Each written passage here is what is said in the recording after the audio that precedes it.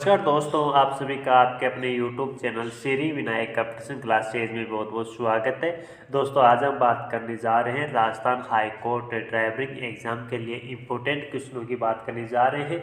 दोस्तों, आप कई दोस्तों का कमेंट आ रहा था कि सर हमारा अभी क्वेश्चन तो हो गए हैं, लेकिन अब आप जो मॉडल पेपर है मॉडल पेपर जरूर हल करवाइएगा कि जिस तरीके का एग्जाम के अंदर पेपर आएगा उसके अकॉर्डिंग आप पेपर हल करवा दीजिएगा। तो दोस्तों, 2 या 3 वीडियो और बनेंगे। 2 और 3 वीडियो के बाद में मैं आपको पेपर हल करवाऊंगा। जिस तरीके के पेपर पूछे जाएंगे उस अकॉर्डिंग पेपर में क्वेश्चन डाल के पेपर हल करवाऊंगा। तो आप 2 या 3 दिन का इंतजार और कर लीजिएगा। और दोस्तों, ये आज का हमारा पार्ट है 58वां पार्ट। इससे पहले हमने 57 पार्ट अपलोड कर दिए हैं। अगर आपने वो 57 पार्ट नहीं देखे हैं तो दोस्तों हमारे चैनल की प्लेलिस्ट में जाके वो अवश्य ही देख लीजिएगा। और दोस्तों, अगर आपने अभी तक हमें फॉलो नहीं किया है या हमारे चैनल को सब्सक्राइब नहीं किया तो हमारे चैनल को सब्सक्राइब जरूर कर लीजिएगा। और सब्सक्राइब करने के बाद जो भी बेल आइकन का बटन है उसे जरूर दबा लीजिएगा, ताकि जो भी वीडियो अपलोड किया जाए उसकी नोटिफिकेशन तुरंत रूप से आप तक पहुँच सकेगी और आप बड़े से बढ़िया वीडियो देख सकोगे। चलो दोस्तों, आज का हमारा पहला क्वेश्चन है, सर्वो मोटर के लिए कितने वोल्टेज डीसी सप्लाई की ज़रूरत होती है? इसका ऑप्शन नंबर 1 है 4 वोल्टेज से 8 वोल्टेज। ऑप्शन नंबर 2 है 4.8 वोल्टेज से 6 वोल्टेज। ऑप्शन नंबर 3 है 3.5 वोल्टेज से 8 वोल्टेज। ऑप्शन नंबर 4 है 5 वोल्टेज से 7.5 वोल्टेज। तो 1, 2, 3, 4 में से कौन सा ऑप्शन करेक्ट हो जाएगा? इसका ऑप्शन नंबर 2 करेक्ट हो जाएगा कि 4.8 वोल्टेज से 6 वोल्टेज। नेक्स्ट है, एयर कंडीशनिंग सिस्टम में मैग्नेटिक कल्स का क्या कार्य है? यानी एयर कंडीशनिंग सिस्टम में मैग्नेटिक कल्स का क्या कार्य है? इसका ऑप्शन नंबर 1 है गर्म रेफ्रिजरेटर को ठंडा करना। ऑप्शन नंबर 2 है कंप्रेसर से ड्राइव को जोड़ना और तोड़ना। ऑप्शन नंबर 3 है सिस्टम में नमी को सोखना। ऑप्शन नंबर 4 है इवेपोरेटर से रेफ्रिजरेटर के बहाव को नियंत्रित करना। तो 1, 2, 3, 4 में से कौन सा ऑप्शन करेक्ट हो जाएगा? इसका ऑप्शन नंबर 2 करेक्ट हो जाएगा कि कंप्रेसर से ड्राइव को जोड़ना और तोड़ना। नेक्स्ट है, कंडेंसर का क्या कार्य है? इसका ऑप्शन नंबर 1 है रेफ्रिजरेटर के बहाव को नियंत्रित करना। ऑप्शन नंबर 2 है सिस्टम में नमी को सोखना। ऑप्शन नंबर 3 है गर्म रेफ्रिजरेटर का ठंडा करना। ऑप्शन नंबर 4 है रेफ्रिजरेटर को वाष्प में परिवर्तित करना। तो 1, 2, 3, 4 में से कौन सा ऑप्शन करेक्ट हो जाएगा? इसका बता दीजिएगा। इसका ऑप्शन नंबर 3 करेक्ट हो जाएगा कि गर्म रेफ्रिजरेटर का ठंडा करना। नेक्स्ट है, एयर कंडीशनिंग सिस्टम का कौन सा भाग हवा में ऊष्मा को निकालता है और रेफ्रिजरेटर को ट्रांसफर करता है? इसका ऑप्शन नंबर 1 है इवेपोरेटर। ऑप्शन नंबर 2 है कंडेंसर। ऑप्शन नंबर 3 है रिसीवर। ऑप्शन नंबर 4 है ब्लोवर। तो 1, 2, 3, 4 में से कौन सा ऑप्शन करेक्ट हो जाएगा? इसका बता दीजिएगा। इसका ऑप्शन नंबर 1 करेक्ट हो जाएगा कि इवेपोरेटर। नेक्स्ट है, वाहन में एम्बियंट टेम्परेचर सेंसर कहाँ लगा हुआ होता है? इसका ऑप्शन नंबर 1 है गियर के पीछे। ऑप्शन नंबर 2 है rear side engine. Option number 3 है फ्रंट एक्सल। ऑप्शन नंबर 4 है सर्वो मोटर के टॉप में। तो 1, 2, 3, 4 में से कौन सा ऑप्शन करेक्ट हो जाएगा? इसका ऑप्शन नंबर 1 करेक्ट हो जाएगा गियर के पीछे। नेक्स्ट है, कौन सा सेंसर यात्रियों के शरीर के वास्तविक के तापमान को मापता है? इसका ऑप्शन नंबर 1 है स्मोक सेंसर। ऑप्शन नंबर 2 है सन लोड सेंसर। ऑप्शन नंबर 3 है इंफ्रारेड सेंसर। ऑप्शन नंबर 4 है आंतरिक तापमान सेंसर। तो 1, 2, 3, 4 में से कौन सा ऑप्शन करेक्ट हो जाएगा? इसका ऑप्शन नंबर 3 करेक्ट हो जाएगा कि इंफ्रारेड सेंसर। नेक्स्ट है, किस सेंसर की वजह से बाहर की हवा अंदर आना बंद होती है और दूसरी स्मेल भी बंद होती है? इसका ऑप्शन नंबर 1 है इंफ्रारेड सेंसर। ऑप्शन नंबर 2 है स्मोक सेंसर। ऑप्शन नंबर 3 है सनलोड सेंसर। ऑप्शन नंबर 4 है तापमान सेंसर। तो 1, 2, 3, 4 में से कौन सा ऑप्शन करेक्ट हो जाएगा? इसका ऑप्शन नंबर 2 करेक्ट हो जाएगा कि स्मोक सेंसर। नेक्स्ट है, वाहन सुरक्षा प्रणाली में ICAT का विस्तार क्या है? या ICAT का पूरा नाम क्या है? इसका ऑप्शन नंबर 1 है Indian computer advance technology. Option number 2 है intelligent computerised anti theft system. Option number 3 है intelligent computer advance technology. Option number 4 है इंडियन कॉम्बैट एडवांस टेक्नोलॉजी। तो 1, 2, 3, 4 में से कौन सा ऑप्शन करेक्ट हो जाएगा? इसका ऑप्शन नंबर 2 करेक्ट हो जाएगा कि intelligent computerised anti theft system. Next है, इनमें से कौन सा सेंसर गाड़ी की सुरक्षित पार्किंग के लिए उपयोग किया जाता है? इसका ऑप्शन नंबर 1 है इंफ्रारेड सेंसर। ऑप्शन नंबर 2 है प्रोक्सीमिटी सेंसर। ऑप्शन नंबर 3 है क्रैश सेंसर। ऑप्शन नंबर 4 है एयर सेंसर। तो 1, 2, 3, 4 में से कौन सा ऑप्शन करेक्ट हो जाएगा? इसका ऑप्शन नंबर 2 करेक्ट हो जाएगा कि प्रोक्सीमिटी सेंसर। नेक्स्ट है,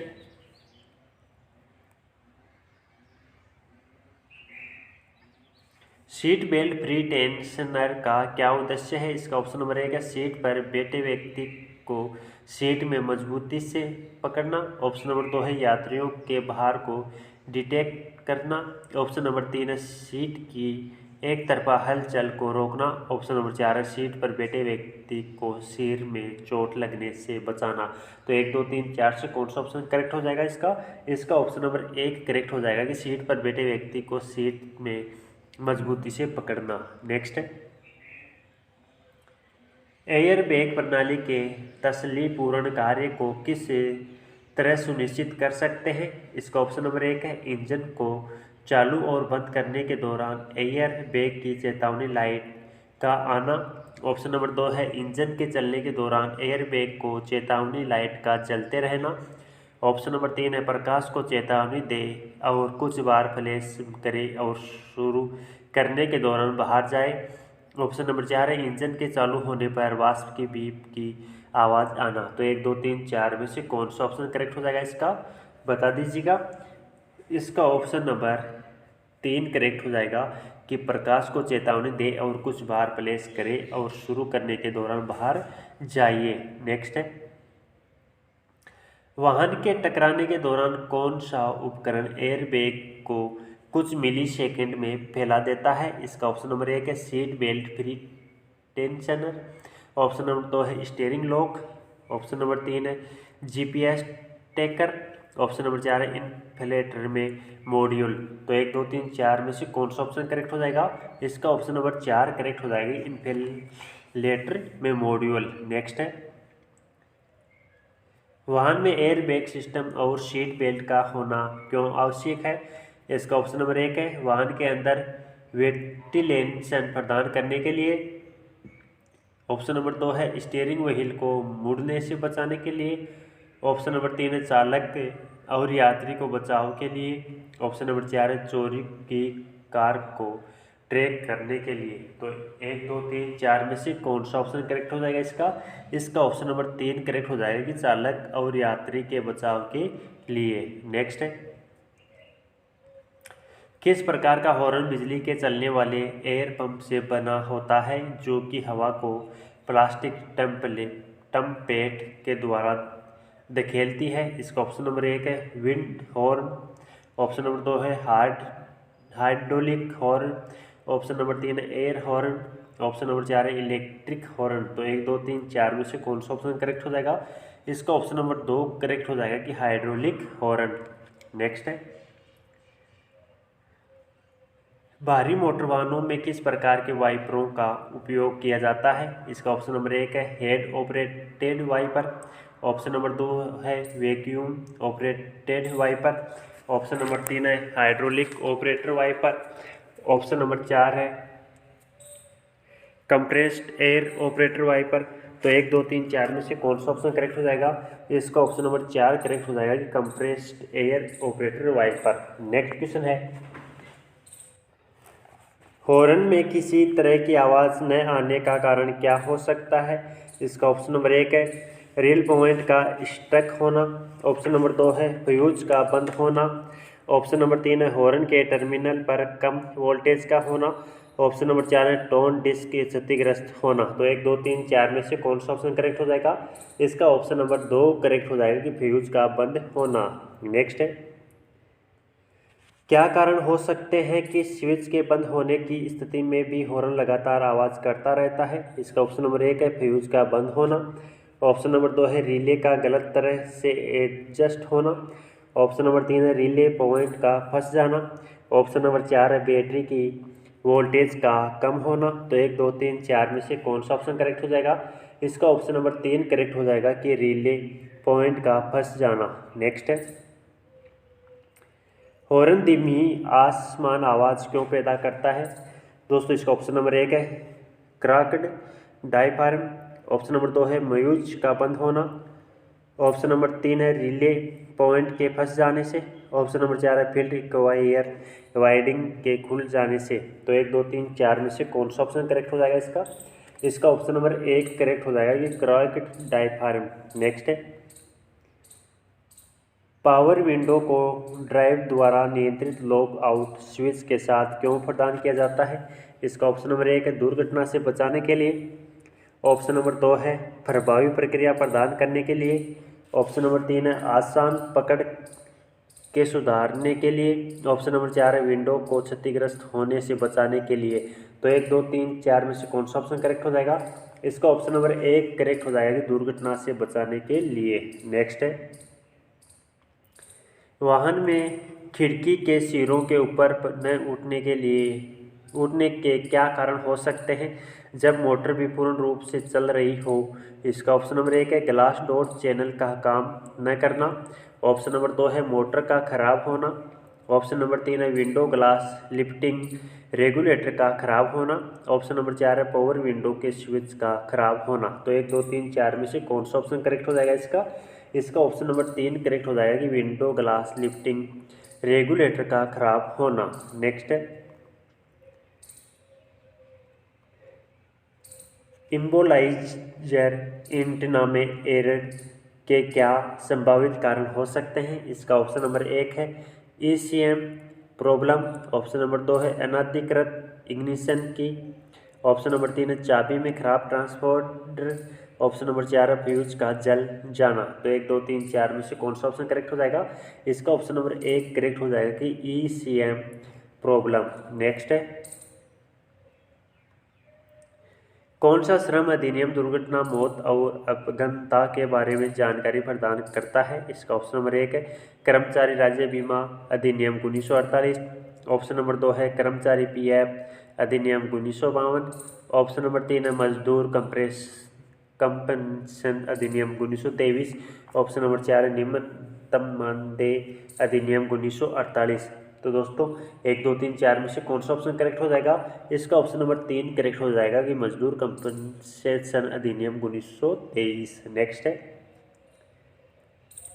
किस प्रकार के manual engine number chassis number और इंजन की क्षमता के बारे में जानकारी प्रदान करता है? इसका ऑप्शन नंबर 1 है शॉप मैनुअल। ऑप्शन नंबर 2 है लेबर गाइड। ऑप्शन नंबर 3 है रेपियर मैनुअल। ऑप्शन नंबर 4 है ओनर मैनुअल। तो 1, 2, 3, 4 में से कौन सा ऑप्शन करेक्ट हो जाएगा? इसका ऑप्शन नंबर 4 करेक्ट हो जाएगा कि ओनर मैनुअल। नेक्स्ट है, किस प्रकार की ECU वाहन के पावर विंडो को कंट्रोल करता है? इसका ऑप्शन नंबर 1 है ECM। ऑप्शन नंबर 2 है ABCM। ऑप्शन नंबर 3 है BCM। ऑप्शन नंबर 4 है VCM। तो 1, 2, 3, 4 में से कौन सा ऑप्शन करेक्ट हो जाएगा? इसका ऑप्शन नंबर 3 करेक्ट हो जाएगा कि BCM। नेक्स्ट है, वाहन में किस प्रकार का ECU ECM और TCM का मिश्रण है? इसका ऑप्शन नंबर 1 है PCM। ऑप्शन नंबर 2 है EPCM। ऑप्शन नंबर 3 है BCM। ऑप्शन नंबर 4 है VCM। तो 1, 2, 3, 4 में से कौन सा ऑप्शन करेक्ट हो जाएगा? इसका ऑप्शन नंबर 1 करेक्ट हो जाएगा PCM। नेक्स्ट है, वाहन में लगे कंट्रोल मॉड्यूल का क्या कार्य है? इसका ऑप्शन नंबर 1 है इंजन के एक्चुएटर को नियंत्रित करना। ऑप्शन नंबर 2 है वाहन और इंजन की परफॉर्मेंस को नियंत्रित करना। ऑप्शन नंबर 3 है ट्रांसमिशन को हैंडल करना। और ऑप्शन नंबर 4 है anti clock brake system control करना। तो 1, 2, 3, 4 में से कौन सा ऑप्शन करेक्ट हो जाएगा इसका? इसका ऑप्शन नंबर 2 करेक्ट हो जाएगी, वाहन और इंजन की परफॉर्मेंस को नियंत्रित करना। नेक्स्ट है, इंजन के एक्यूएटर को किस प्रकार का ECU नियंत्रित करता है? इसका ऑप्शन नंबर 1 है VCM, ऑप्शन नंबर 2 है TCM, ऑप्शन नंबर 3 है ECM, ऑप्शन नंबर 4 है EBCM। तो 1 2 3 4 में से कौन सा ऑप्शन करेक्ट हो जाएगा इसका ऑप्शन नंबर 3 करेक्ट हो जाएगा कि ECM। क्या हो जाएगा? ECM। नेक्स्ट है, वाहन सूचना रिपोर्ट का मकसद क्या है? इसका ऑप्शन नंबर 1 है वाहन के पंजीकरण इतिहास के बारे में सूचना जानकारी देना, ऑप्शन नंबर 2 है वाहन की ट्रैकिंग के बारे में जानकारी प्रदान करना, ऑप्शन नंबर 3 है वाहन की सुरक्षा के बारे में जानकारी प्रदान करना, ऑप्शन नंबर 4 है चेतावनी सिस्टम के बारे में जानकारी प्रदान करना। तो 1 2 3 4 में से कौन सा ऑप्शन करेक्ट हो जाएगा?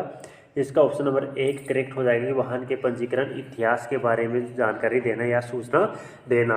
दोस्तों ये थे आज के इंपॉर्टेंट क्वेश्चंस। अगर आपने अभी तक इस वीडियो को लाइक नहीं किया तो लाइक कर लीजिएगा, और लाइक करने के बाद में अपने दोस्तों तक शेयर जरूर कर दीजिएगा। और दोस्तों अगर आपने अभी तक हमें फॉलो नहीं किया है या हमारे चैनल को सब्सक्राइब नहीं किया तो हमारे चैनल को सब्सक्राइब जरूर कर लीजिएगा, और सब्सक्राइब करने के बाद जो भी बेल आइकन का बटन होता है उसे जरूर दबा लीजिएगा, ताकि जो भी वीडियो अपलोड किया जाए उसकी नोटिफिकेशन तुरंत रूप से आप तक पहुँच सके और आप बड़े से बड़े वीडियो देख सके। थैंक यू दोस्तों, जय हिंद, जय भारत।